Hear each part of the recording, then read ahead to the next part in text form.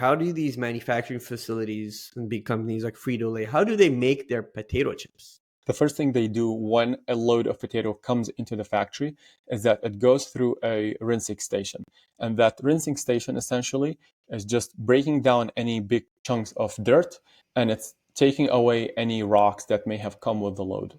After that, it goes into a secondary and more important rinsing station, essentially giving them a secondary and a final rinse before they get into the second step. In inspection, what essentially they're doing, they're making sure if there are any remaining defective potato or somewhat half rotten, or there are some pieces of rocks there, shaped and everything looks good for the next process, which is when you get into slicing and blanching. Once you get into slicing, that's when you push all potatoes into a massive screw auger that essentially pushes them through a small opening with a knife. And the speed of that knife will determine the thickness of the potato chips that you see. Okay, so at this stage, we've cut it up now. It looks like it's supposed to do. So if it's wavy, it's wavy. If it's thick, it's thick. If it's thin, it's thin. Yep. And for reference, you're talking about 1.2 to 1.5 millimeter thickness for a potato chip. Gotcha.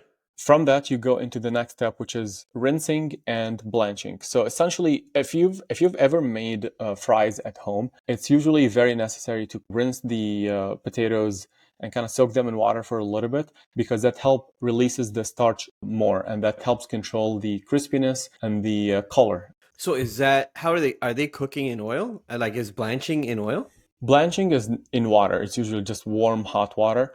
After that, you go through a quick drying stage. You're essentially just blowing some hot air onto, not hot, maybe warm air, onto those slices to make sure you wick any excess water out before you go into the frying phase. And this is where you establish the difference between a regular potato chip and a kettle chips. So Okay. the difference in how they're made, the temperature and the duration dictates the crispiness, the shape, this quote unquote artisanal look that kettle has. So when we talk about a classic, think of a Lay's, those would be going through a conveyor belt that is dipped into an oil bath. The temperature Right. of that oil is strictly controlled at around 175 to 190 degrees C, and it sits there for around 2 to 3 minutes. It allows them to control the temperature of the oil, which gives them more consistent look and even cooking compared when you look at a kettle chip. You have more slightly uneven cook, makes it look a little homemade. When you look at the kettle chip making, that goes into a batch making process. You have a bathtub of oil that gets heated to about 150 to 175 degrees C for 7 to 9 minutes cook time, Okay. during which you're always stirring it, and then you take it out. Now, if you notice with the batch process, because you're dumping the potatoes all together, that drops the oil temperature quite a bit, and that causes this uneven cooking that you typically see with a kettle cooked chips. And that is part of the brand to make it look more homemade. Okay, so in both scenarios,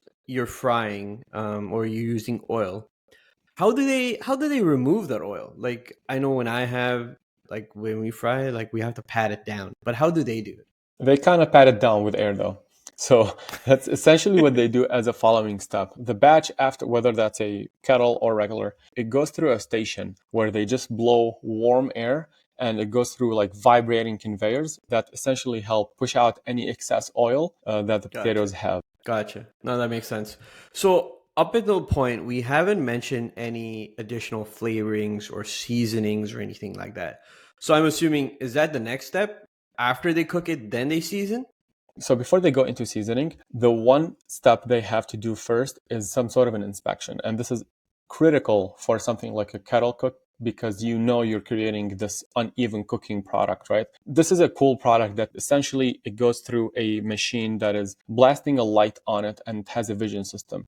And it sees Mm. anything that is too brown, it has a puff of air that pushes it out to the side. Very similar to what we've talked about in our rice episode. And then it goes into the seasoning station. In the seasoning station, it goes into what we call, it's like a barrel, it's a tumbling barrel.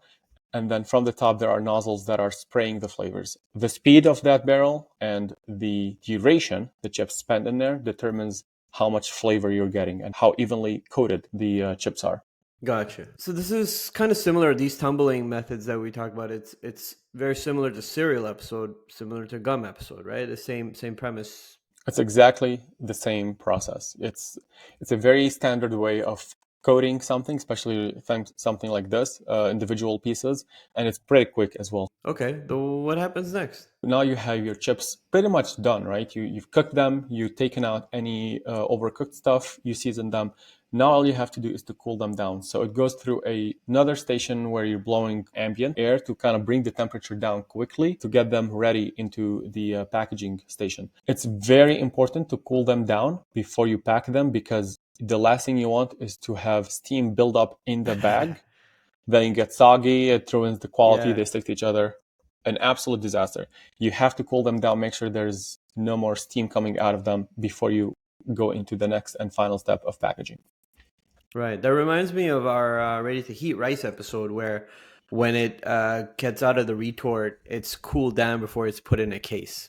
So similar thing.